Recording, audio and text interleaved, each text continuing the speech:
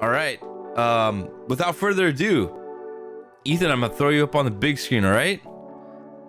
Here we go. Three, two, and one. Chat. I want you guys to give it up for Ethan Ryder from Ryder Portraits. That's me. What's going on, everybody? Good morning. How you doing? I'm so happy to be here, and it's been a long time coming to connect with Aaron, and I'm just happy to be here. I'm ready to look at some photos and chat photos. I live photography day and night. It's my full-time job, and I support myself and my family with it, and I don't know what else I would do. It's definitely a lifestyle, and I can't wait to share a little bit with you guys. And I'm gonna pick Aaron's brain too a little bit. So happy to be here. Yeah, stoked to have you here, man. So you say you support your family full time. You live and breathe photography. Like everything's revolved around that. So I'm gonna pass it back to you. When did it all start for you?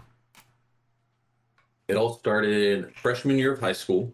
Was sitting down with my dad trying to figure out if I wanted to do like ceramics or photography or cooking. I think there were what were the electives in high school, and my dad at the time said, "Well, your mom and I used to go take a 4x5 camera out and take photos. Your grandpa used to take photos. Your great grandmother has." Check this out. My great grandma shot 10,000 color slides in her lifetime. What? We have them archived in a storage unit in SoCal. And my goal in life Wow. is to scan them all. We have an archive, like a stack of paper that says, like a slide 500, Uncle Virgil and blah de blah. That's nuts. At the Banning house. Yeah. So I just can't wait to really go through the family history. Yeah, it's been amazing. So Wow. that's where it all started. And so like I didn't really know that it was kind of in my blood a little bit until, I brought it up as a random elective for high school. And we had black and white photography at the time. So I was actually able to shoot and develop black and white film, which, is like a dying art these days. Yeah. So being able to see that and then transition into digital, I feel like our generation is that weird generation where we got a little bit of the film, so we know a tiny bit what it's like, but then we, transitioned into digital, and but now we got all these people that want to go back to film, right? Yeah. So yeah, it started in high school, and then I just started shooting everything, photographing everything, and when I graduated. I've never been able to sit still very well, and I've told myself that I didn't want an office job, and that's the first thing my dad said was, "Don't get stuck in a cubicle." Yeah. So photography took me outside. I love to talk to people, so I said, "Hey, let's do it." So I went to a place called Hallmark Institute of Photography. It's like a trade school sort of deal. Hallmark. And, did their Like the greeting Hallmark cards. Institute of Photography. Yeah, like the greeting card, but it's not has nothing to do with that company. But that is the first thing that people always think. Yeah. But it's like a Brooks, but instead of getting the bachelor's and 4 years at Brooks and 120 grand in the hole, you get 10 months of training, 50 grand. Yeah, 50 grand student loans. That's the other thing. And then you get to start photographing. So at 19, I hopped out of that and graduated and just went right into senior portraits, which was really funny because some of the kids that I photographed, I went to high school with when I started photographing seniors, and then you hopped around everywhere. I've done senior portraits, sports photography, undergrad, what they call like volume school portraiture, and that's the other brand to my Ryder Portraits is the School Kid Pics thing, but we'll talk about that later. What else? Some little adventure photography, real estate stuff, drone work. It's just anything I can do to like broaden my photographic horizons. Yeah. I'm going to try it. So, it's been 10 years now. I've been 100% on my own for 3 years. Nice. Just been loving every minute of it. Congrats. It's Thank a lot you. of Thank hard you work, very man, much. for sure. It is. It was a grind for a long time. It was the honestly working at Best Buy part-time and trying to pull gigs. And, I was 21 at the time, and this is not something a lot of people think about, but age is a big thing. If you say, I'm a professional photographer, and you're 21, some people don't take you as seriously. You know, Yeah, like, oh, how many that's weddings good. has this guy actually shot? It's a good. That's a good thought. That's a good. It's a good thing to talk about Yeah. too. You know, how do you And I've overcome noticed that? yeah, exactly. And I've noticed now, you know, oh, he's been doing it 10 years. Of course he's done, you know, Yeah. 200, 300 weddings. I only do like 8 weddings, Uh-huh. 8 to 15 weddings a year. So I'm not a huge wedding guy, but I do enjoy them with the right people for sure. I do have my wedding horror stories, of course, as we all do, but we won't go there. Yeah. And but I love all my clients. I you know, we get to pick the people we work with too. And if you don't feel the vibe, then you know, you gotta find the right person for them, and you don't want to force anything on a client. So Yeah. yeah, it's been a great ride. I'm gonna bring up your website real quick. Boop. All right. 6. So you've been 3 years full time on your own. 10 years. Full-time, yeah. 10 years in the game. There's a lot of things I'm gonna ask about, but one thing. So how long did it take you to get into? How long did it take you to get your website done for your photography? Like how long did it take for me to build it, or how long did it take for me? Yeah, adventure photography. We got all kinds of stuff here. Families, maternity, and stuff. I'm just gonna keep rolling through them, and you can just, you know, point me. I'll skip the family just because I don't want to see too many. You know, don't want to throw too many kids' portraits on. I got you, bro. Yeah, of course. So Just a few. You know what's interesting is your kind of approach to photography as far as business wise, like throwing everything out there and shooting everything is kind of, I try to be limited. Before I was just strictly weddings, but last year, COVID happening, you know, jobs postponing and things like that, I kind of took whatever, but I still keep it. Well, families, I kind of low-key don't really advertise on my website. It's only pretty much weddings on my website. But I have been doing maternity now, and then family photos, but like that's really it. So for you being so diverse, do you feel like you are able to give one thing, like, or sorry, let me put it this way. Do you feel like you're able to put 100% into each diverse type of photography, or do you have this system where everything's kind of like the same across the board? I don't know if that makes sense, but yeah, no, I get you. I would definitely say that family portraits are my specialty. Yeah. The system with the family portraits. Weddings, like I said, they're great money, but the stress factor is still not worth it enough for me. And I have other revenue coming in other ways, so I don't have to do the stress. I feel like weddings are stressful. You could be like, dude, I love that. I love that stress, and I love that that feeling. And that's the great thing about photography is everyone's so different. There's no right or wrong answer, right? So I tend to like. I wouldn't say I'm a master at any one style of photography, right? And I hate those people that say, oh, I'm the best family photographer you'll find in Northern California. There are plenty of great photographers out there, obviously yourself included, and everybody has an amazing look. So yeah, I would say I definitely specialize in family portraits and single portraits, like corporate. And oh, you found it. That's one of my favorites. I also do a little bit of random editing for fun. And this is like such an amateur edit because you can see some of all the chunky things in the bottom corner. But it's just so much fun. They're a huge Star Wars fan. That's my family right there. Those are all the friends that we. I've never heard of a family before. That's a friend family? What? Yeah, that's the friend family. Family. That's crazy. Yeah, okay. It's a fun ride. There's like 20 of us, and we all go camping together, and we all basically do everything except for when COVID hit, of course. I haven't seen the cats. I haven't seen these guys in forever. So Yeah. um, So I'm gonna you go kiss them all when I see them. No, you told them like, hey, just act like you're running away from stuff, and I'll put something together. exactly. Wow. Yeah, yeah. If you keep up, there's a couple more down where they're playing with lightsabers. I think. I thought I shared that one too on the website. But yeah, they're just huge Disney and Star Wars nerds. So you'll notice a lot of the same people in these pictures too, because the family is such a big group of people that I've taken all their wedding photos and family photos. And Yeah. weddings are so much fun because it's so, most of the time it's everyone's having a good time. It's light, it's airy, it's, really fun. Of course there are those stressful weddings that we get here and there. But for the there it is. Yeah. That's where they're fighting. That's where Kylo Ren and Rey are fighting on that last snowy planet. Yeah.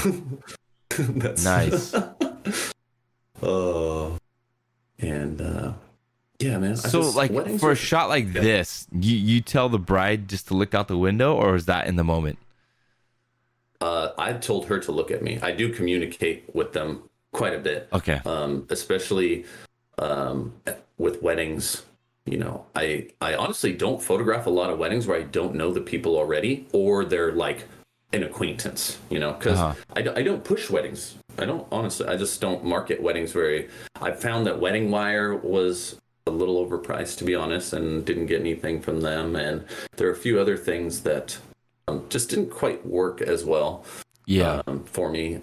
But elopements, absolutely love elopements. Oh my God, micro weddings, dude. I'll shoot a micro wedding for $900 any day. Be there for like 3 or 4 hours, edit for 2 hours, and deliver some great photos. Yeah. Yeah. Nice, dude. So I'm just you'll know. And I like I hope my style comes off as clean and It is. crisp. It is. And that's what I really shoot for, is and timeless, right? Because there's a lot of filters and manipulations these days, and there are times now where you can be like, oh, that was shot in like 2005. I remember when they used to take the red balloon and pop the black and white out of the black and white photo. Like it kind of puts itself in a Olin Mills style time, right? You remember the old Olin Mills family portraits all on the gray background?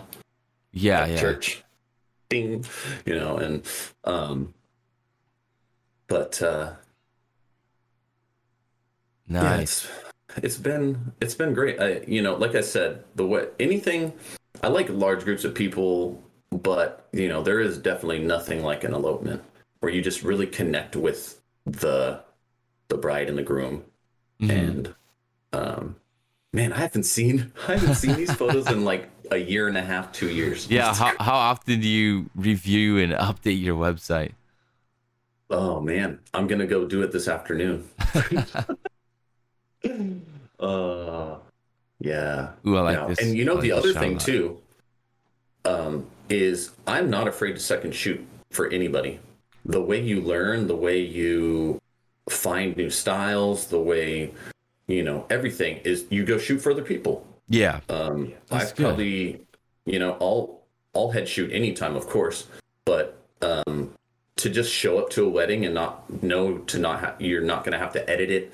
And like my assistant I give my assistant a card for the day and they give it back to me at the end of the day. And then if they want to shoot to a backup card, obviously they can, take those images and use them for their portfolio, because it's all about building each other. Yeah. For the photo community forgets that it's not a competition and that it's about supporting each other, because we all want to live this lifestyle. We all want to have fun and shoot photos and pay rent with it. We're not rich. We're not Bill Gates, and stuff like that. But watch out for this guy. He's been acting. He was in a Netflix. That Netflix show with James Corden, where he's like singing with Meryl Streep. Have you No. seen the preview on that? Well, there's a Meryl Streep and James Corden movie, and he like interviews them in the movie for like 10 seconds. His Oh, name is nice. Ryan Kendrick. I went to high school with him. Really cool guy. Check his Instagram out too. He's gonna be he'll be in like an action movie on the big screen in like 3 years. Nice. Nice, dude. So, but yeah, man, I sometimes we'll just take like Ryan. I just hadn't seen him in a couple years, and I was like, dude, you want to go shoot some photos? And just connected with them, and sometimes you definitely can shoot for no profit, and if you're doing something a little more creative and something that you want to do, you got to do that kind of trade for print sort of deal. And but back to the not putting all of my photography into one thing is, I mean, look what happened with the weddings, right? Is if you go all wedding and then weddings just don't happen, you're completely out of a job. So finding this way, like my I don't want to call it a sister brand, whatever you want to call it, the School Kid Picks thing, high volume for photography, I feel like is where, photographers can take that profit to the next level. Like, if you go photograph 100 kids, that's why I was asking how old your kiddos were a long time ago. But, you can photograph 100 kids school and make $3,000 for a half a day of photographing. And it's not a wedding. That's the best part. If you miss a kid photo, you can go back to the school next week and photograph them again. That's why I asked, whoa, what? Oh, I thought that was a weird glitch. Sorry. I'm watching the stream. I'm watching the stream too, and I thought there was a weird typo. But I feel like No, it's good. It's good. I'm just like going back on track here, brother. I'm just browsing through your website. I mean, maybe we'll get you back on. We'll talk more specifically about your website and stuff like that. You're one of the first ones that really has print offerings. So when you deliver photos, are they limited? Do you make a lot of money off of prints? Like, you got them up here, but yeah. So on the print thing, which is really cool, is all my sessions are digital delivery. That way we don't have to do a tax on it, and most of the time people want them just on their computer or the storage device or whatever, and people will go print them at Costco and stuff like that, which honestly, guys, absolutely hate. I know. Isn't it closed now? Costco? The Costco printing? The photo print, or is it only online? Oh, well, I think maybe it's only online. But that is actually good. That would be good for us because now I can offer more prints. But I feel like photographers forget that prints are like a bonus, right? Like you sell the digital stuff, but then they're like, oh, you know what? I actually do need some prints for the wall. Oh yeah, Ethan shot them for me, and we'll go back. And I don't like to.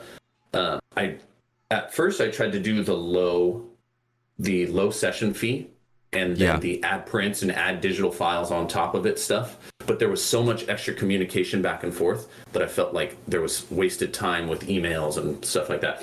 So I figured out that just giving them the digital with a little bit more, with a little bit higher price, and then offering those prints, saying, I will extra edit those prints, flyaways and little tiny, all that little stuff. Because on the huge digital gallery, I don't take away flyaways. I don't do little eye things for 65 photos. That's kind of, it'd be hard to do all that for each family. So they come back to me with their 10 favorites, and I retouch them extra. And I don't think those print prices are all that crazy. I've seen some photographers that want to charge like $25 for a 4x6, and I'm like, I get that you're profiting off of that, but you've already made your money off of that family. So I feel like it's maybe a little taking advantage of people. So I feel like just being fair, right? That's all I'm about. I just want to be fair because I want you to come back. Yeah, that's good. And the profit in prints is pretty amazing. I haven't pushed prints hardly ever. Like I have it set up on my Pixie Set, galleries. My clients, they can buy literally any photo. There's a little shopping cart, and Pixie Set takes care of it. And I set my own price list with the different printing services that they work with. So I kind of like set it up, and I just kind of left it, and I hardly ever like talk about it or mention it. There was one couple who did, order like $300 worth of prints. So I got a pretty good cut of that. Plus, they wanted to ask me like, do you do your own prints? Like, how could we support you further? Maybe that's something I could definitely push more. But yeah, I mean, that's good. I've never seen it like that. Yeah. You said you use Pixie Set? Yes. Yeah, on the Pixie Set, I have one of those little, you can do those like preset email to the client. I just have that print pricing link preset with a paragraph saying, if you ever want prints, just let me know. I'll be ready to roll for you. Nice. And that right there seems to spark people when they do. And, it's always about, I've always been a little bit of a salesy person. I worked at a camera store before I went to photo school and really just loved selling. And so I think upselling those sort of things, upselling prints, it gets a little bit of that salesy feel for me. And it also, prints have such soul, like you, I have a box over here of family photos that were printed in like 18 something or other. They're like photogravure type things. And there's so much love and like feeling to it compared to just seeing like a digital file on the screen that changes constantly. So, putting a print, my ultimate goal as a photographer is to shoot, print, and hang a photo on your wall for like 10 years. That'd be my ultimate goal. Nice. Yeah. That's a good business goal, I think. Yeah. Aaron, what do you like shooting, man? What's your favorite thing to shoot outside of weddings? For me, I love to do landscape stuff. Of course, I love to do that. But one thing I love to do is just to go out and shoot surf photography. I have a lot of friends that bodyboard and surf. I have a lot of acquaintances that do it.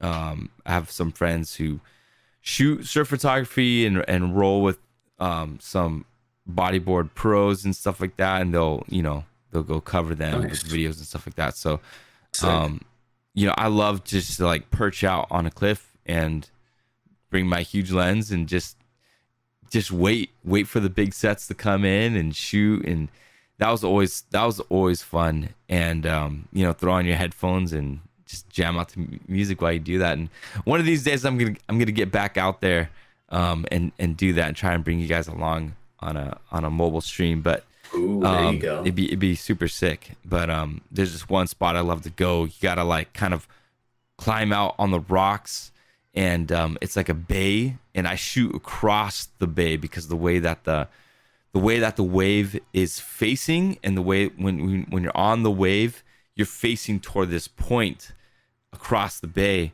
and so I can reach it with my 2 to 400 with a 1.7 teleconverter.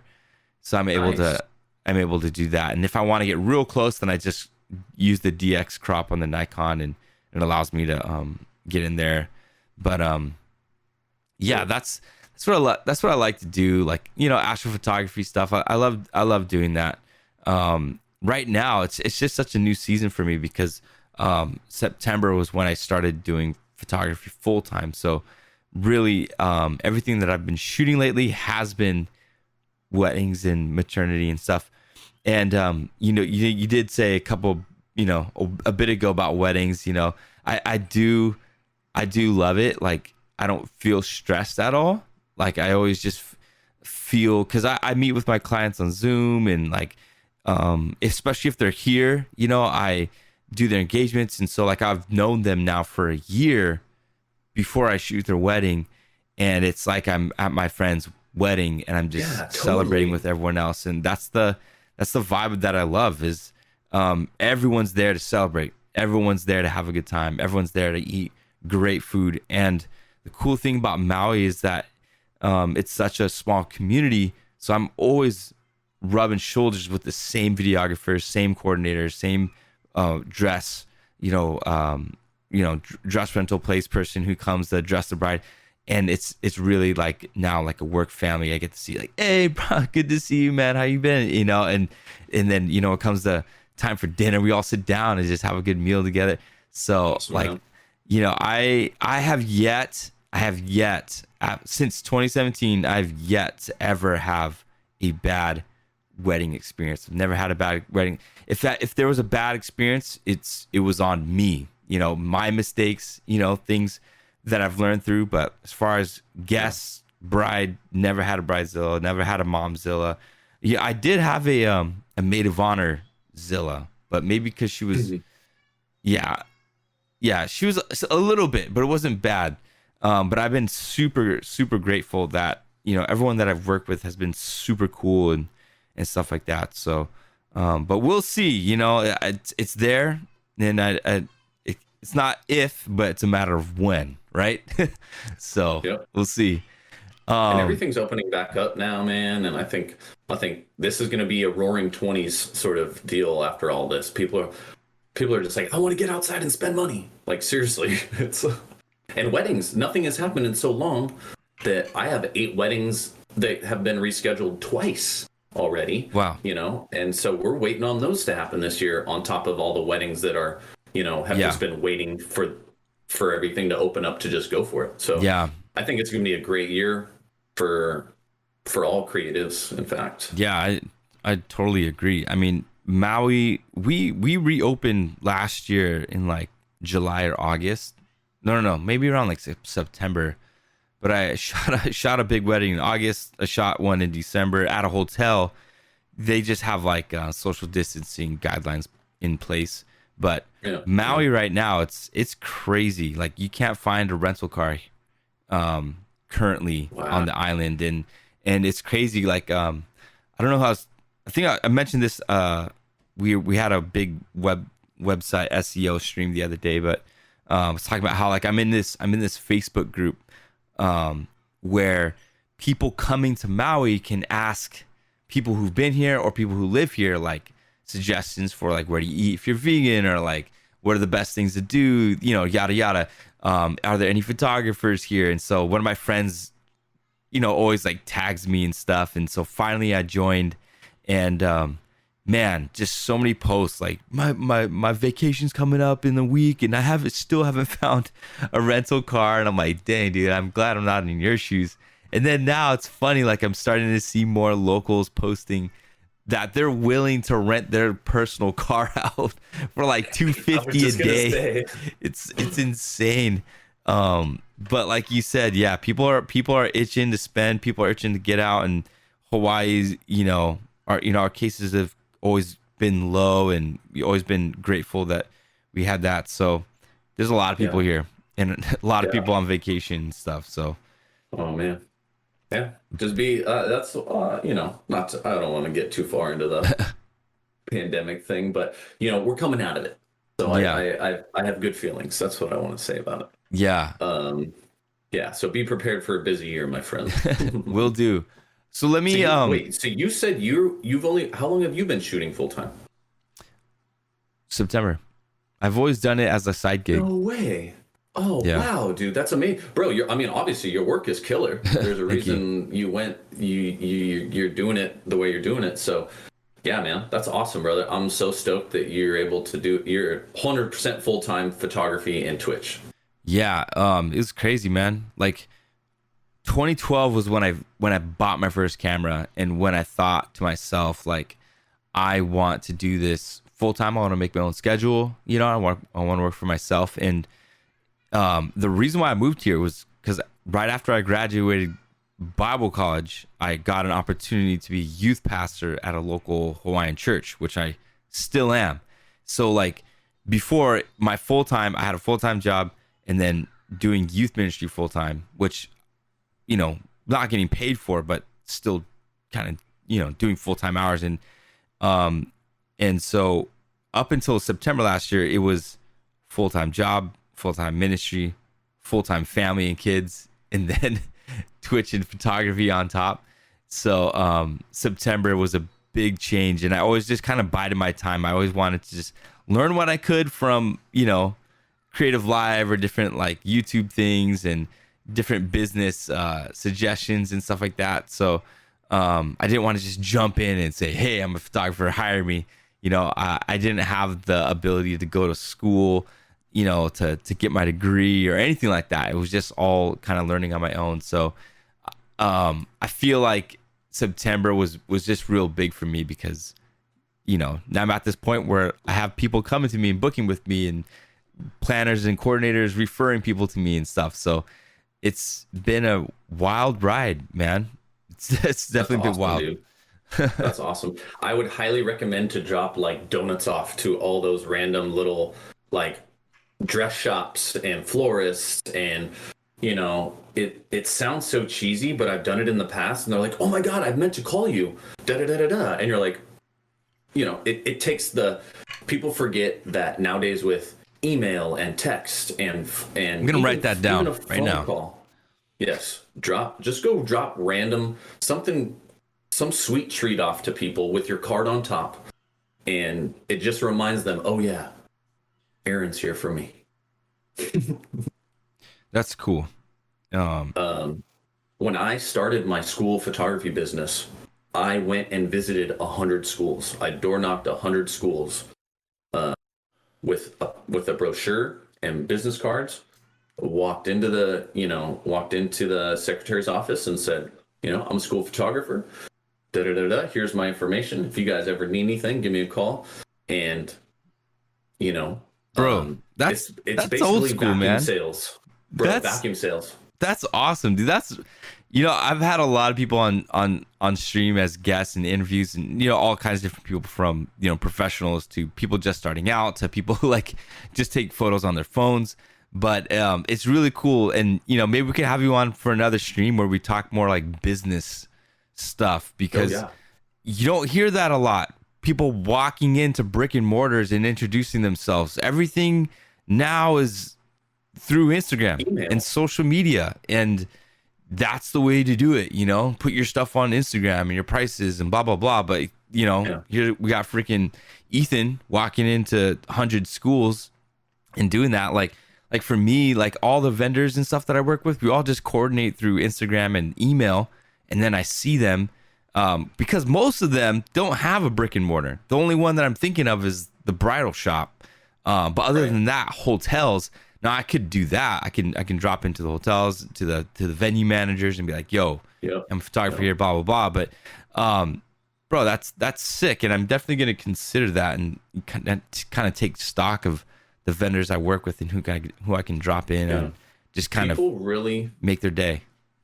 People really forget the gravity and the weight of showing somebody that you took the extra time to go visit them. It's not a email blast, although I do those too. And out of the list of 500 schools on the email blast, one or two will hit me up every year. But guess what? It builds up. The school accounts it's not like a wedding where it happens once and you never see the family again. Well, hopefully you see them for family portraits and maternity, right? And all that other stuff. Yeah. But these schools, they go year after year after year, sometimes twice a year. So it's profit that's building over the years, and it's solidity of what am I trying to say? It's it makes your business solid. So you don't have to worry about what am I going to do in 3 months, because you have I have 6 schools on the calendar for April. And, wow. It's seasonal, so you can plan out times where you're going to be doing 12-hour days, and then you can go to Yosemite for a week and not have to worry about it, later on.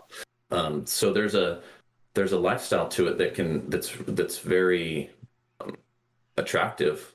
And I just I feel like I squirrel moment sometimes where we what were we saying there? No, that's good. And I was just saying that's such a good idea. to get something, a box of donuts. Like my wife does that a lot because she was in dental hygiene and she worked at a oral surgery office. And so, oral surgeons, they get a lot of referrals from dentists because, Oh yeah. they can't take stuff out, root canals. So they refer them. So Gail got to meet a lot of the dentists on Maui, and we got to take a trip with them to the Philippines. And, they did some dental work in some low income areas and stuff like that. So, wow, that's amazing. Yeah, Gail, so that's one of her things. That's like her automatic, and she hasn't been working in the field now for ever since our second daughter was born. And Gail's, as much as I can afford it, she's retired. But she still, when she goes into dental offices that she knows, or what's up, Dexter, she'll always still bring some goodies. Like that's just her thing. And so, taking a page from that book, from her book, and for your suggestions from you, I should do that. It never really crossed my mind because I'm not like, okay, I need to go to so and so's or anything. It's literally, like I said, all coordinating online, and then we just meet up at the place, But especially the coordinators and planners though this year, they've been really, really helping me out. So I'm definitely, I got some things brewing in my mind about what I'm going to do, give them a little gift or whatever. There you go. There you go. Good, man. Their referrals. Highly recommend it. But highly recommend it. That's good. Awesome. So, there's so much we can talk about, and we'll definitely have you back on. Let's get into the edit my photos section. Sweet. Let's do it. And, you redeemed this way back in like February, and finally here we are. So I'm stoked. And the images that you sent me were images that I'm not really used to working with, aside from like the nature stuff, but off-camera flash and real clean images. And I don't want to say your work is generic, but your models and the clothing, it's very businessy, and it's very what's the word, like corporate. Like when I think of like stock photography, I think of like when I was scrolling through your website, there was like all of your models, all of your clients were just so like, it was just so clean and so good, and like, wow, this is really awesome. It was cool. So I never really get to work with this types of photos and stuff like that. Here in Hawaii, it's like a bit more rugged, and like definitely not as well dressed, I would say, as like the models that you had in these stuff. So it was awesome to work through it and everything. So here's what we're gonna do. I'm gonna show the raw, and then I will click to your edit, and then I will reveal mine. And then the whole goal of this is I want to hear like your 100% honest feedback. So if you think what I've done was junk or it sucks, let me know. Or what would you do different? Never. What would you do different, and how could you correct what I did, kind of thing, So and the whole goal of it is just to pick your brain on why you did what you did, and what your style of shooting and stuff is. So you ready? Yeah, let's do this. All right. Here we go. So we have this first image here, very business portrait. I guessed that he was some sort of realtor. Is that true? Or yes. Yeah, this is so the most things that I photograph, real estate headshots, corporate headshots for like LinkedIn, stuff like that. Yeah. I actually used to work for a company that would go to like these big like Moscone events in San Francisco and photograph like 300 headshots in a day. It was insane. It was the craziest thing I've ever shot in my life. But it was really fun. But you learn, after shooting for a month of that, you learn head tilt here, head tilt here, head tilt here, head tilt here. All these different things. So I love, last thing I'll say before we get into this, my mentor taught me shoot clean in the camera. He was a film guy. They didn't have retouching as easily as we do. I should say. So he said, it takes 5 seconds to go move that hair compared to having to go into Photoshop, open it, and it will take 10 minutes to edit that hair out. Yeah. And then you'll find something else to have to edit, and you'll find something, and half an hour later, you've lost time in your office. So, time is money when you're on the job. So That's shoot good. as clean as you can in the camera, and then editing is minimal. All right. So yeah, let's Speaking see what of you do, my edit, friend. Speaking of edit, I'm gonna jump to yours real quick. So tell us, what'd you do? So on this stuff, shooting as clean as possible. All I really did was just smooth his skin out a little bit with the Photoshop neural filter. Oh, nice. And then I blend it down a little bit because it makes its own layer of the retouched skin. I straighten out the lines in the house behind him as much as I can. Yeah. I pull some shadows a little bit. Like if he has a heavy neckline, we'll pull some of the shadow of his neck out. If he's got like a lot of the time when you're turned here, you get this little neck crease right here. Yeah. Soften these little neck creases here, but his collar was covering it, which was great. And from there, just do the light. If you see anything in their eyes, you can retouch it out. This guy had great hair. It was super clean. He came dressed well. Yeah. And so he took a half an hour to photograph and he was done. Nice. Yeah, now he's selling houses already. So Yeah. that's what it's all about is and turnaround time. I feel like a lot of photographers, they'll shoot their photo and they'll get paid for it. And then they'll be like, I'll get it to you in a week or two. I Yeah. have 48-hour turnaround time Yeah. for my headshots. Wow. These guys want them fast. They need them for their LinkedIn now. Yeah. So we've kind of set up a system to be able to make that happen. Are you on LinkedIn? I am on LinkedIn. Yeah, you can find me on LinkedIn. I've never It's used really LinkedIn. weird.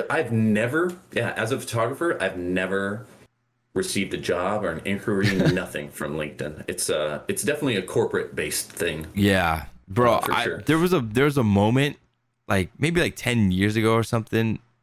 I was getting so many freaking LinkedIn invites in my email. It was annoying, dude. Like, just so many friends. Like, and I honestly thought it was like some kind of scam website or something.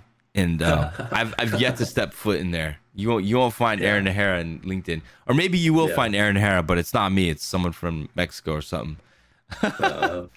Yeah, I saw that you can stream, but I think it's definitely a different vibe. More corporate, as you said. Corporate education, I feel like, is the LinkedIn thing. So what I do a lot too is I love to burn and dodge. Okay. Like I took that from the darkroom in high school. Yeah. Burning to like show focus of the image and dodging to show like where you want the viewer to look. So like brightening their face just a little bit and doing the slight vignette where you can't even really tell there's a vignette is the little things that I love to touch on the end of a photo. Nice. What's funny is when you said burn and dodge, my brain immediately was like dodge and burn. I've always heard it said dodge and burn, and then really? you say burn and dodge, and it's like what? So It's funny. like popping soda. It's like popping soda, Oh man, that's funny, dude. Burn and dodge, dodge and burn. I can't even say dodge and burn. Burn and dodge. Well, you first led with burn. You're like, I like to burn, and when you're out here on Maui and you say, bro, I like burn. You like to smoke weed, so it's like I like to burn. Oh, great. No comment. Okay, so let me pop back here. So, okay, one other thing is these marks here on the skin. I could assume that's a zit or that's just part of his skin. So, do you really try and touch these blemishes, or you? I missed Sorry. that one. Can we for sure preface the chat that these edits were done before stream, right? This edit was done for about 30 seconds before the stream. Yeah. And so he may have missed some I didn't things. go detailed. Yeah. These are not his. I would have taken the shine off the tip of his nose with those big old pores there. So this is thing in not the middle of his the forehead. A game here, which is okay because I threw him a curveball. I didn't remind him to send me the edits earlier, so So don't judge him too harshly. All right, chat. Look at the website for the real stuff. That's the A game. That's the A game nice. stuff. And the Instagram. All right. Let's see your edit, bro. So here we go. 3, 2. Oh, there we go. So one thing off the bat I noticed is yours is mine's a lot warmer than yours. But let me just jump in to tell you what I did. All right. Okay. Let's see here. All right. So obviously on the face, you can see that I did kind of take out those blemishes on the skin. Nice. Good work. But I did everything in Capture One. So I didn't do anything else on the skin really. Oh, actually I did. There's a brush that they have on Capture One where it reduces red skin. So there was like some That's cool. redness right there that I kind of hit with the brush and then get somewhere else. I just used like a spot healing thing on the little glare on the nose, got rid of those kinds of things there. So I warmed it up and I kind of clarified some things. I think I have my stuff here. So and then I got in there. I tried out the teeth whitening brush that Capture One has as well. So you can see that kind of little difference there, Yeah. But that was just all kind of first time for me to do that kind of stuff. Nice, dude. Well, I'm glad I got you to do that. Cool. Yeah. So let me put them together now. So, bro, that neural filter really makes them look great.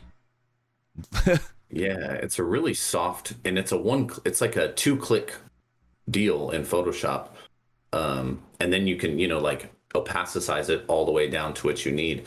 And I try to do as minimal skin editing as possible. I hate to say it, but some of our older clients, they're just not happy with themselves sometimes. And you try to build them up with a little confidence and a little, maneuvering and angle. It's all about the angle, right? Yeah. But sometimes there's only so much you can do, and you just try to put everyone's best face forward. That's my goal, is to show your best. Dude, I'm tripping out right now. Man. Is so the neural filter? I've played around with it a little bit, but you can make him look younger, happier, yada yada. He looks freaking younger in here than this. Yeah. That's crazy. Yeah, it takes all the fine wrinkles out. Personally, for like corporate stuff, I think the warmness might be just a tad bit too much. Yeah. For the corporate side, but I think for the style of it, it looks fantastic. It looks like kind of like one of those evening dusk shots, right? Yeah. So it's the timing of it. So it's just personal preference. I think it looks great though. Well, yeah. Well, I want to hear what your thought process is though, because I've never shot these corporate portraits and stuff like that. So, is there a certain standard when it comes to business portraits where you want to have a certain white balance or a certain look to it? Like, are colder white balances more preferred with these corporate headshots or what? This is actually the first time it's actually kind of come to my attention, but I do tend to see more blue tones in corporate stuff. If you look at Venmo, the color Twitter, blue PayPal, has a lot of stuff. Yeah. So much is that kind of royal blue color that I do tend to see corporate website photos are very, very white or colder more than warm. But on the wedding side, I see more warmth and more green and more saturation. So, it's all just the style and people love that. The wedding people love that, that really saturated warmth. And I think it just comes with the style of photography. But yes, corporate stuff, I definitely shoot a little cooler than warmer. Yeah. Interesting. That's awesome. Let me go back. So again, here's the raw, and you had one flash, right? I'm guessing it's on your left side. Yeah, flash. The higher the better. People don't realize that when you light someone's face, you don't want the flash to be directly level with their face, right? Because how often is the sun directly level with your face? Never. Only at sunset for a second. So people forget light always as high as you can go because the sun is over millions of miles away. So the higher the light, and I love powerful light, but soft light. So I have an Octabox with a shoot through, and so it's the foil on the inside of this Octabox, and then the shoot through. What is that called? Softbox material. Yeah. And it just gets those little smooth shadows out of the way, and the light falls off the right way, and I've noticed it. It looks very natural to sunlight. That Octabox. Yeah. Really cool things already that you've brought up, and the crop as well. So is there a certain dimension that you crop in, like 4x5, or do you just crop to like what you feel is good? Like, what's your rule on cropping? Yeah, so for portraits and stuff like that, I tend to go more 8x10 more than anything, maybe 8x12 sometimes. But this photo specifically, I noticed a big wrinkle in the bottom left of this sweatshirt. Yeah. So instead of editing that out, I just figured I'd crop it instead. Okay. It takes 5 seconds to crop versus trying to copy sweatshirt and all that other stuff. Yeah. And plus his, most people don't like their midriff showing for the most part, men and women. So the more that you can get rid of the belly area, I would say is always better for LinkedIn and headshot type stuff. Nice.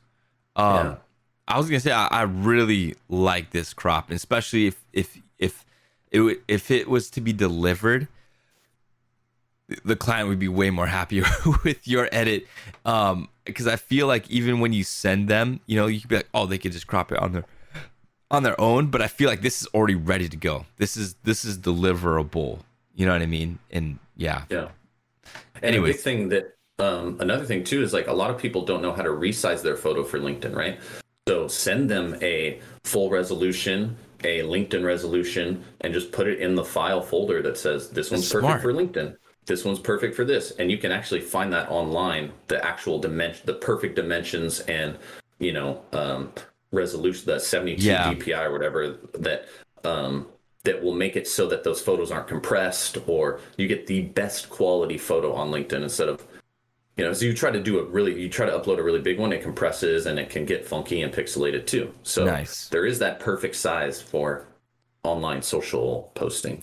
Nice. One thing too, I was going to say, back when Instagram finally debuted their ability to do portraits and landscapes on Instagram, people didn't know how to do that. So you would send your bride and groom sneak peeks, and then it would show up the next day on Instagram in the square format, looking all grainy and blurry. And it's like, bro, let me show you how to freaking zoom it out, or you know what I mean? Yeah. Oh man, it might. I actually, as a wedding photographer, how cool would it be to share an Instagram gallery where it's the top 20, but it was cropped in the phone ratio. Yeah, that's a good idea. Because you're sharing your work through somebody else. So if they filter it. Totally other random thing that I put when I deliver my photos is do not edit these photos. Do not put a filter on top of these photos. And the reason why some people have asked me about it is it's like if you were to go to, I'm not saying that I'm Da Vinci or anything, but if you were to go to a painter's place and just start painting on his painting and being like, it wasn't quite right. Let me just do this over here and doing this over here. It's like a artist respect thing. I don't know, but it's just something that once you bring it up to people, they're like, oh, that makes sense. But they never really think about it too much. So, all right. So this was the first image. Moving on to the next one. And this next one, I gotta say, is probably my favorite out of the whole bunch that you sent me. So, let's get into it. Check it out. So, let me see. How am I gonna do this? All right, so I cropped it in quite a bit. So let me show you that first. Boop, here we go. Here's the raw. Here's what it looks like. And here's the original image. So I cropped it in quite a bit. At first, I tried to get rid of these cars and things in the background here, but I was like, dude, why don't I just crop this? And what kind of camera do you have? Like, what's the megapixels on yours? I have a 5D Mark III Canon full frame, so it's like 22 megapixels, something like that. I don't always shoot full RAW though. Sometimes I shoot medium RAW just because. Oh wow! It's just so much data. You don't need 22 megapixels of stuff. You can print a 20 by 30 with 10 megapixels. If you shoot clean and everything else, and you use the right ISO. So, I think what you cropped was amazing. Definitely a good call, because who wants to see a dirty old road in their maternity photos? Yeah, it was crazy. And when I cropped it, and then I was like, wow, I actually really like it, because it's a beautiful setting, during the sunset. And when it's like this, you wouldn't even realize it's right next to a busy highway, Yep. So maybe I'll just start with my edit first, and then I'll jump to yours. But let me do it, man. Let's show you the before. So one of the things about this image, and kind of one thing that I've been doing lately, is if I have clients taking photos next to like a tree that has a flower, I like to like try and duplicate that and make more. So that's one of the first things that I did, is I just duplicated that flower and I put a bit more in the tree, so you have more of like a fun little thing. The second thing that I did was nice, cleaned up the dirt. And that's like something that in the past I never thought about doing before, because I'm not a big Photoshop user. I'm strictly Lightroom and dabbling in Capture One. But after watching people like Shu and other people in the Twitch Photography Discord, which shout out to the Twitch Photography Discord if you're looking for other photographers, check it out. Shout out to Shu. There's things where like people care about the setting and things that could be distracting. And so especially with this image, when I did clean it up, it just looks so much better. So as I slide this, just pay attention, the rock, the sand, the twigs, all that stuff kind of just goes away. And now you're left with like a nicer little scene here, So that was the other thing that I did and that I really liked about this image. The couple, I didn't have to do anything to them. I literally did nothing to it. The global, I actually added more shadow, recovered some of the highlights, added a little bit more contrast, but that's really it. I didn't go in and make a new layer on the couple or anything like that. Let's see. Yeah, there's all my little healing things for the ground and the stones and the stuff. Yeah, I was really interested to see how you were going to edit these, because you always shoot to edit what you're going to edit in your head. Yeah, your own style and stuff you're pointing out to me is really great too, man. I love this. I forget how much peer review is so helpful. Yeah. Last thing I did was I did add in more warmth to the image, so that's why you can see it really kind of get warmed up for the sunset.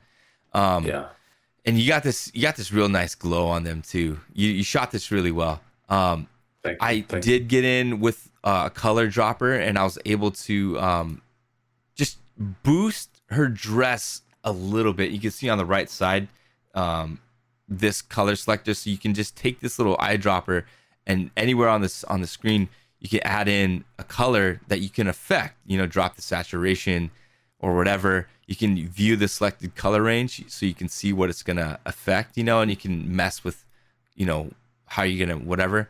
So anyways, that's what I did with her dress, so that I can just boost her dress back up even though it was warm.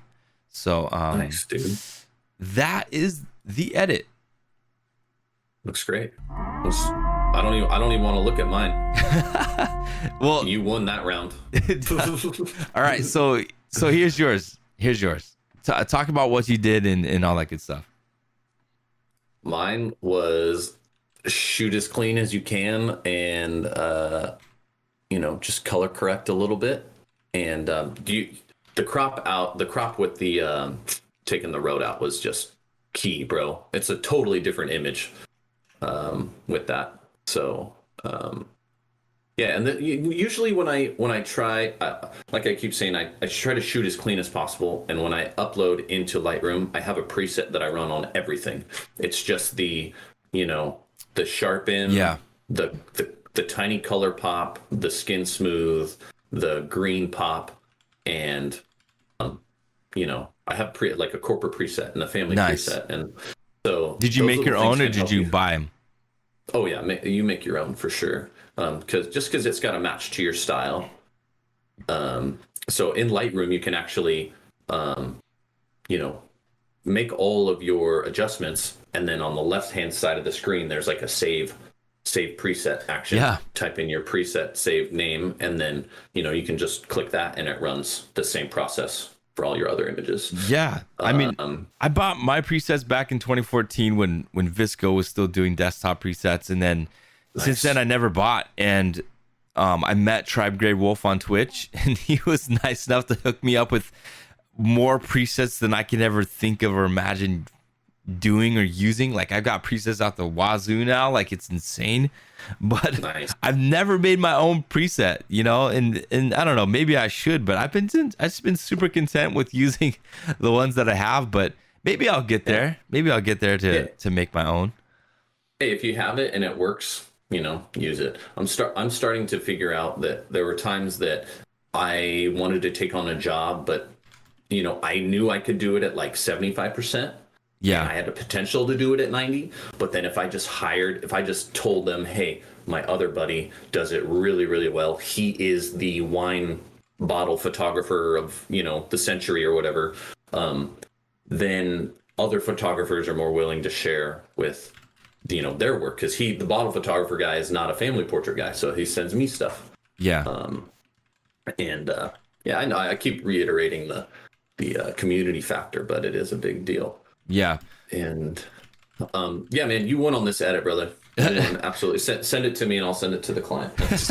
Nah, dude. I mean, that's the whole thing is, we're just looking at how we would edit it differently, and if there's some things that I can inspire you on, you use it for yourself. But these are your shots, these are your, I mean, you guys, the shots are so clean. Like, I don't shoot like this, I don't use a lot of off-camera flash and stuff like that. And I'm more rugged when it comes to like shooting and editing.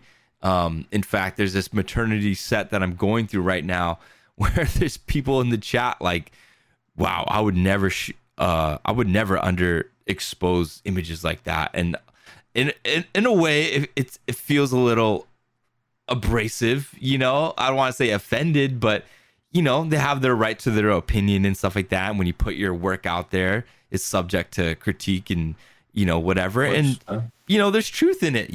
I mean, you show my underexposed images to some old school photographers and be like, this is trash. But for me, I'm like, dude, I can just lift these shadows like that and I'm good to go. For me, that's just kind of how I've always edited. But your mentor definitely set you on the right path. Shoot perfectly in camera so that when you go to edit, you don't have a ton of things to do. Like Aaron over here on Maui, I always have a ton of things to do. So that's just kind of the way I roll. But with this edit and in these things, this is all you. And one thing I gotta point out though is that these images are different. So you edited one that was different than the one that you sent me. I don't know if you noticed that. Did? But yeah, her hair is different. This and that. So no worries. Like I said, chat. Rush in the morning, man. Chat. Like I said, I didn't remind Ethan and tell him I needed his edits until 30 minutes before stream. So, he did us all a favor and edited these real quick before stream and stuff. But definitely go check out more of his work on the stuff. Oh shoot, what did I do? I got rid of the browser. Hold on. Let me bring it up again. The viewer. There we go.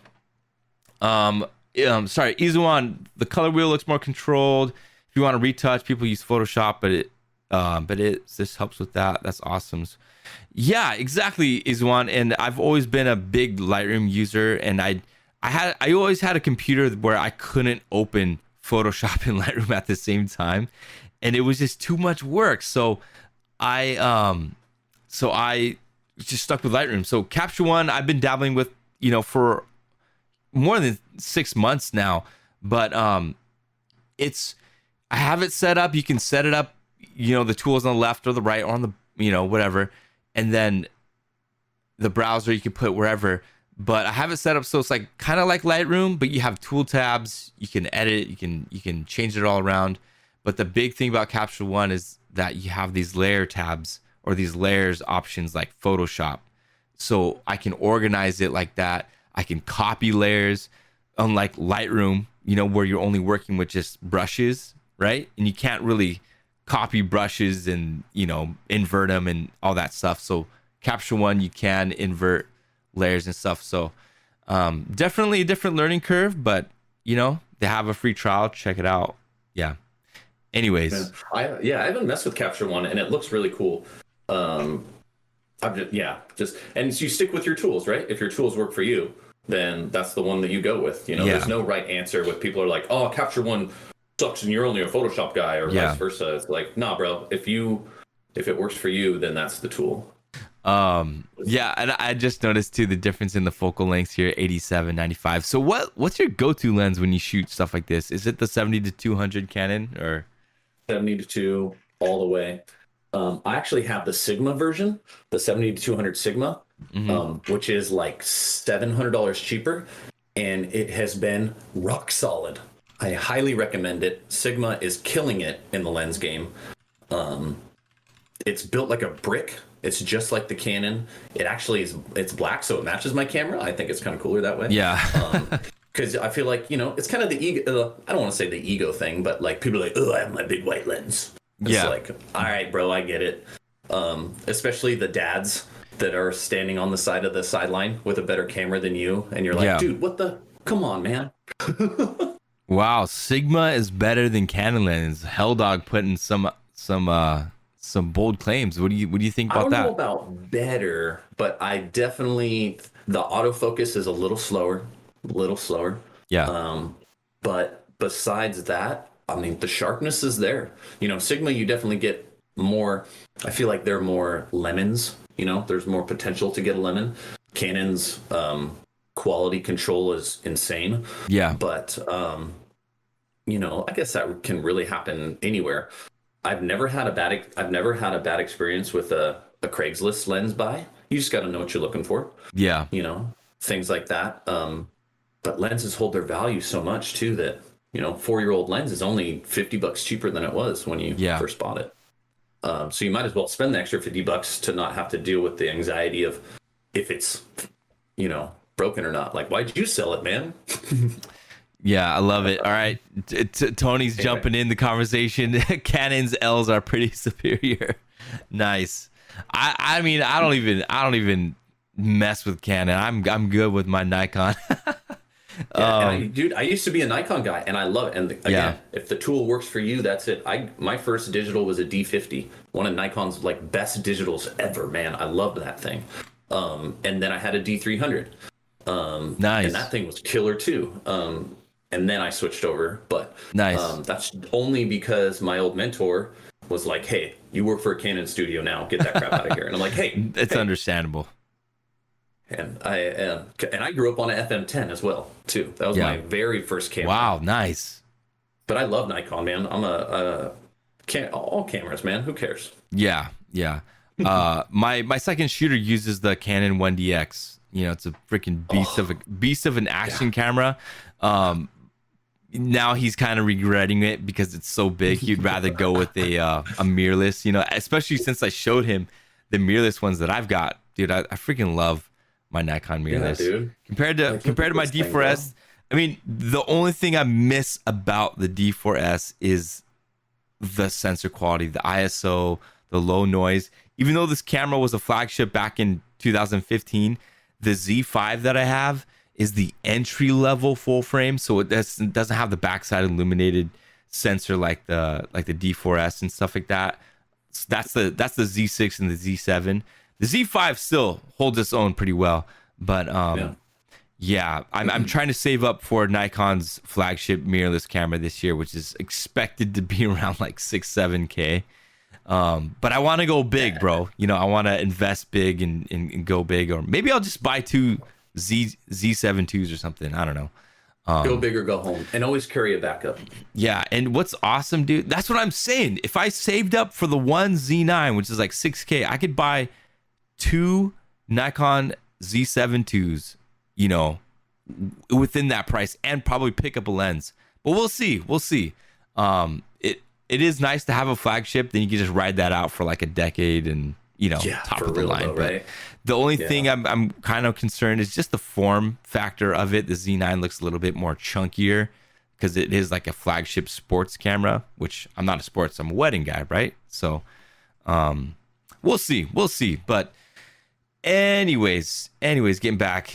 Let's move on. So you sent me this next one, which is a nature photo, you know, and when you told me the images that you sent me, you know, it was a kind of whole variety of images. This is a great shot. It's actually really beautiful, and I did not know what I was gonna do with it. So let me just bring that up. But it's the flower shot, and I'm gonna bring your edit up first, and I want to see what was your process and what did you do.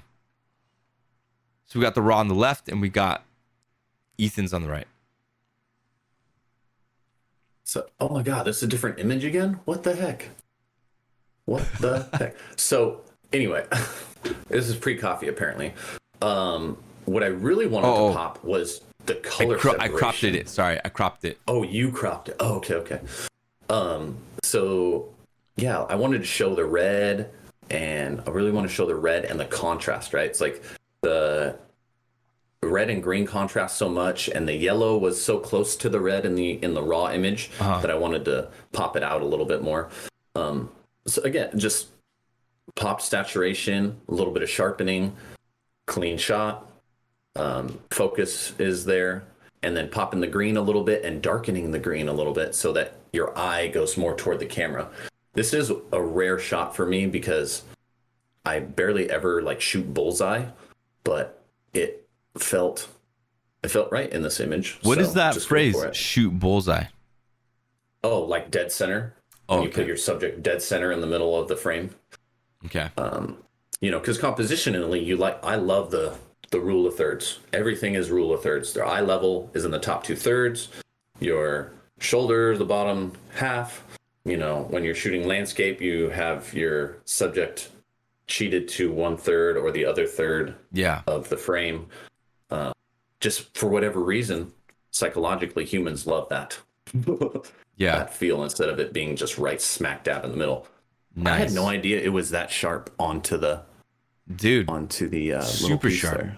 Like you focused this really well, and it's not even like focus stacked or anything, right? It's just that's literally this setup right here, my little M50 mirrorless and like a 60mm macro. Nice, dude. Wait, did you say 16mm macro? 60. Oh, 60. I was like, 60. What? Dude, 16 would be sick. That'd be crazy. Yeah. Nice. All right. So let me go back. I'll show you mine. So, I did not know what to do with this. Honestly, I was just like, so here's the raw. I mean, you already got gorgeous color and everything coming through. So let's see. I played around with the greens.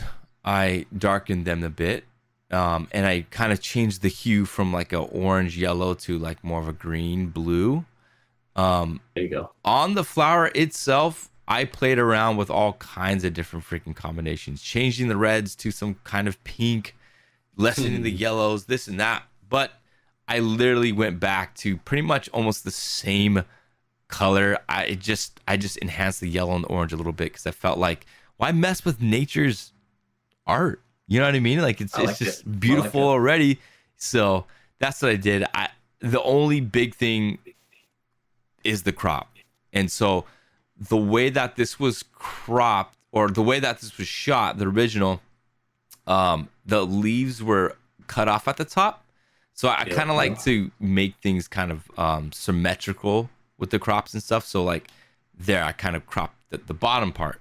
And like I kind of do that with my subjects too. Like if I have a wedding portrait and the groom's, it's kind of close to the groom's shoulder, but the bride has a lot of room on her right, I'll crop it in so it's like right on the bride's right, so it's more symmetrical. And like I don't mind cropping a little bit off of my subjects and stuff, as long as it's going to be symmetrical, a look pleasing to the eye in that way. Yeah, that's a great crop. I love it. But yeah, man, I mean, definitely a beautiful wallpaper. And you know, nice image. I don't know how would you use this? Is this just for your portfolio, or like Yeah, this website? is just for fun. Just for I still funsies. go out and just shoot for funsies. Yeah, you know, you gotta. That's what sparks the creativity, and you know, keeps you, instead of like, keeps you in the box. Yeah. Of like corporate, I need to shoot this way and this way and this way, and it's like, oh yeah, a camera is fun. You can just, you know, shoot random angles and see what happens, and you know, so just don't forget about that part. Yeah. All right. Have fun still. All right, we're gonna go on to the next one here. Let's see here. So this next one is actually, whenever I go to a little pre-story, whenever I go to a family portrait session, I shoot the background of the family portrait before they get there a few different ways, in case I need to Photoshop them onto another background. Yeah. So this is one of those shots, and I just loved the depth of field in it. So that's the... Yeah. Nice. Shoot, I wish there was a way I could just easily reset the crop, because I let me see. No, I can't do that. Original? No. Anyways. Here is, I'll just go through my edit since I cropped it kind of crazy. But I did use a little keystone on it with the vertical and stuff, because I wanted it to shoot more down the lane. Ooh, nice. So that's kind of what I ended up with here. The image, the raw, was pretty bright, but it was very dreamlike, and I thought it was great. I kind of like the flower. I didn't know what I wanted to do, so I kind of just started messing with colors. I was thinking more of like a moody orange, but then it kind of got weird looking, so I kind of pulled it back and went back to the greens, but added a mix of yellow, so you can kind of see more of like the branches. Yeah. I love the warmth, man, is something that I see pretty consistently with you, and I love that. Yeah. Let me see what other kind of values I added. Mainly just the color. I did warm it up a bit, add a little bit more green on the tint, drop the exposure by literally 1, and then on the colors, yeah, I just mess with where is it? Basic green. Yeah, the yellow, I love green and yellow. I love doing crazy edits too, you know, for fun, and like cutting people's heads off, like head replacements on family portraits, and that's my go-to fun stuff. But there's nothing like just getting out and shooting some nature as it is. Like this line right here, these orchards surround my house by like literally 20 miles everywhere. They're just, wow. You're lucky. It's insane. I wish I had stuff like that. Well, come on, bro. Where are you at? Let's be real. But you know, you always want to be where you are, right? So that's just human nature. Surprisingly, you can be like that in Hawaii. But yeah, anyways, let me bring up yours now. Oh yeah. What'd you do? Pop that color, baby. Pop that color. Saturation, vibrance, and a little bit of sharpening. Honestly, that's what I do to 90% of my photos.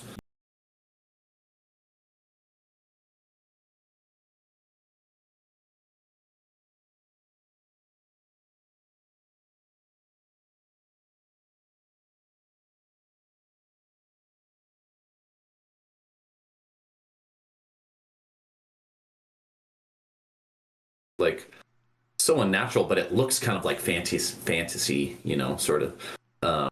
Where I just, like I said before, I just like shooting clean in camera, and Yeah. the more you shoot clean, the less editing you have to do. Right? It's fun editing. It's not like, oh God, now I have to go make sure I can fix this and that or whatever. It's, ooh, what can I play with this photo now? So you get like that different, it's a different feeling behind it. Yeah. Yeah. So I use these for like my school backdrops too. Like if a kid, the mom says like, hey, do you have any natural backdrops? Yeah. I can Photoshop a kid into this pretty easily. Because I use that one light system for 95% of my shooting. Yeah. Nice. Is a one light system. There's one sun, so you need one light. There's no need to get like as cool as those like sports posed shots are, with the rim light and all that other fancy stuff. We can do that, of course, but just naturally pop one light, you're good to go. And yeah, that's what I loved about this. I think the next one is actually a little bit more of the. I did a little bit more to it. The next image. Yeah, the next image was the challenge for sure. It was fun. I want to see what you did to this one because I think there was a couple of things. Alrighty, here we go. So here's the before and after. So I've cropped it already. I can zoom out and you can see how the original file was. So they were kind of up here, kind of in the middle to top third, top 2/3 of the image, and then you had this big old light on the side here. So it's going to show you what I've edited already, but let me do this. So actually, you know what? Let me just reset it. Okay, so here's the raw. Here's what we're working with, guys. And this was the big challenge because I wanted to try and deal with this in Capture One without taking it to Photoshop. So there is my final image here. And obviously you can see the light right here and then the stand. And I did my best to get rid of it and it did a pretty good job. The tree, if you don't look too much, you don't notice that the tree completely like changes in wood. You would think it's normal. But yeah, it was interesting. I was like, man, how am I going to rebuild this freaking tree? Because there's no other tree like it in here. So I just used some spot healing and stuff, and then I was able to get rid of that. And then down here as well, just kind of matching it up. Nice work. And then what else did I do? So I have quite a bit of layers here. So yeah, there's the healing I did on that, and then dodge and burn. I did because the wife, she's over here on the side and where it was bright, right? So you have this like light coming down. And so I wanted to like darken it because I wanted to make it more natural as if the light wasn't there. You know what I mean? So that's what I did with the burn, and then the dodge, I kind of brightened it up on this side. So it kind of more of like an even light. And then I messed with the colors a little bit, but I didn't do too much because you shoot everything so well. So yeah, that's it. What do you think? Oh, I did add some warmth, of course. Added one little tint. I did one little tick up on the tint, and then I actually added I messed with the levels. And I added kind of that film look, that faded look, and I added a little bit of grain in there just to add something to it. Dude, it looks cool. Yeah, I love it. That's a great edit, man. The difference between the grain and stuff like that. Yeah, that's it. What do you think? Nice, dude. I love it. Yeah, that's exactly what I was hoping, taking that light out. And now that I've seen your 4 other edits, I had a feeling, I had a vision of how you were going to edit it, and I think it came out just what I thought it was. So nice. It looks great, brother. All right, let's edit. Let's bring up yours. So what'd you do? So I did the same thing as you. I just cropped it a little differently. I gave a little bit more walking room at the bottom. But again, crop just different crops for different people. Yeah. And in this way, the crop just took the light out completely. Like Yeah. I didn't even have to try to take parts of the light out at all. So it was the simplest edit at the time to take care of. And then I just dodged the gentleman on the right hand side and the daughter on the right hand side just to even out the exposure from the mom, because the mom definitely looks a little brighter. Yeah. So, but the good thing is at this point, now that I've brightened the right side of the family, their consistency, it looks a little bit more like the sun is just falling off of them. Yeah. On the bright morning. So, yeah, man. And then the colors, I just kind of pop the vibrance a little bit, and that's about it. I loved their outfits. Yeah, dude. I was trying to figure out a family portrait to show you without having like the kids' faces and all that kind of stuff, and so this was like the best thing I could find for us. But yeah, dude, I love your edit, bro. I absolutely love your edit. That grainy film feel just gives it a lot of feeling. Yeah. This is a beautiful location too. So like when you come to a place like this, so this is like a road and you just park on the side of the road and get out and shoot? Oh, this place is like one of my favorite places to shoot ever. It's a park. On the left-hand side of all these lines of trees, there's a community park that people like older retired people go and like garden around everything. Oh, nice. So there's just tons of flowers. Wow. And lawn and then this road kind of does this lead away thing.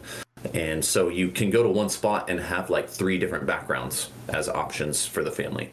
So they kind of, it's a little bit more, they think there's a little bit more choices to choose from when they're picking their favorite photos. Do you have to do anything with like permits and stuff like that? Permission from the city or anything like that? I've never gotten a permit in my life. I've been doing and you've never had any trouble years. with that? The one time that we had to get a permit was this place called the Fioli Garden, and it was like this really, really ritzy flower place, and they just made us pay another $75 to bring my pro camera in.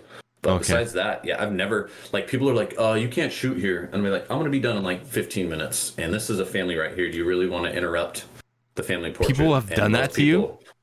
Yeah, people have walked up to me before and been like, hey, what are you shooting here? And I'm like, can you not see that I have people right here? And, yeah, man, people, it's just like out in public. They'll just like, yeah.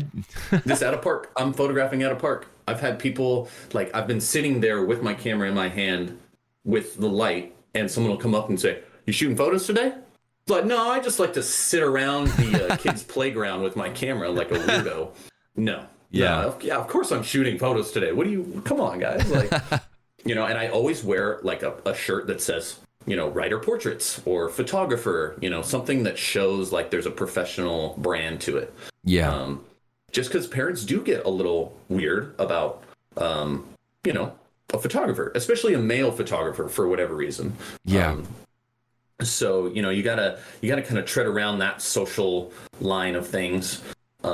Crazy. I've thought about this forever. Quick crazy story is I had one kid on the street run up to me and go, it's Silly Monkey. And his parents just looked at me like his dad was about to just like, who the heck is this guy? And I'm like, oh, I must have taken your photo. I must have taken your school photo over at what school do you go to? I work for School Kid Pics. It's like, just like, I'm a photographer. Don't worry. And as soon as the parents knew that I was the school photographer, they're like, oh my God, we love your stuff. That's so cool. No wonder. Okay. And nice. You could see this like relief on their face. Yeah. But like, those are the sort of like little weird social interactions with the kiddos. You gotta be obviously respectful and professional, and I love playing with the kids, man. Like I'm 7 years old at heart, and I just put on the adult face when I need to. But like I love being on my knees, just like interacting with the kids, same level. Eye level to level is a big thing. When you're towering this new big huge guy towering over a kid, they're like, they're like, who the heck is this guy? So, you know, you get down and you sit down on their level and oh, what's your favorite cereal? Like open-ended questions, right? Nothing that they can say no. And then they go, ooh, what is my favorite cereal? And they have like this inquisitive look. Bam, shoot the picture. And you go, oh, do you put jelly beans in your cereal? And they're like, no, we don't put jelly beans in our cereal. Bam, ha, ha, ha, ha. And bam, bam, bam, click some more photos. It's like this interaction playing with the kids is such a big part of it. Yeah. That's another squirrel moment piece, but I think all in all, that's the funnest part of it sometimes, is being a kid. And then when I'm tired and bored of photographing all the preschools and stuff, I go hang out and photograph some corporate people. And I'm like, all right, adult, stand here and look here and sit here. And oh, that was easy. Yeah. Awesome stuff. Great image. Thank you so much for sending them all. Here's the whole gang together chat. Mine on the left, Ethan's on the right. Definitely learned a lot, man. I mean, business corporate portraiture is something that I just have never done. You know, actually, I have tried my hand at some headshots. There was like a family that I did family photos for, and then at the end, they're like, "Can you do headshots for us?" And I did my best. I don't know. I think they used it. I'm not sure, but I charged them like an extra 150 on top, and I felt like I ripped them off because I didn't have any off-camera flash. I didn't know. You know, I looked up really quickly, how do you pose for like the headshot, and you know, you sit and turn and you know, whatever. But yeah, I mean, we'll have to get you back on, bro, because your experience, your business experience, is definitely something I would love to dive deeper on, you know, because you approach business in ways that I don't do. And I've had, like I said, I had a lot of people come on stream who haven't had the formal training like you have, who haven't gone to a photography school and had the hours and experience mentoring under somebody and stuff. So, bro, we're definitely gonna have to get you back on and stuff. How'd you like your experience coming on? Dude, it was amazing, man. I love this. I tried the Twitch thing by myself for a little while, and it's so different having somebody to just converse with, you know, and pick each other's brains and keep that conversation going.